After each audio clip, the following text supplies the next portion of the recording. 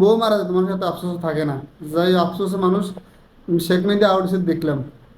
A few moments later. Hello মনারা, আজকের খেলা বিশ্লেষণ করবেন। আজকের খেলার নায়ক কে আর বিলেন কে? আর শেষ পর্যন্ত জাকির হোসেন নেইমার কি করছে? আর আমাদের এরকম বহুত রেকর্ড শুধু উল্লেখ করবেন কমেন্ট বক্সে। আমাদের এরকম রেকর্ডগুলো আছে কি না, যে আমরা লাস্ট মুহূর্তে ছক্কা মারতাম, যে কয়েকটা ম্যাচে হারছি। এটা কি আমাদের নতুন লাইফে সালার পথে জান দিছে? মানে এখন আমরা কলেজ কাম দেনছে, এখন খেলা শেষ করতে পারে না। মানে আমরা অক্সিজেন লাগে কি এমন খেলা সবসময় দেয়।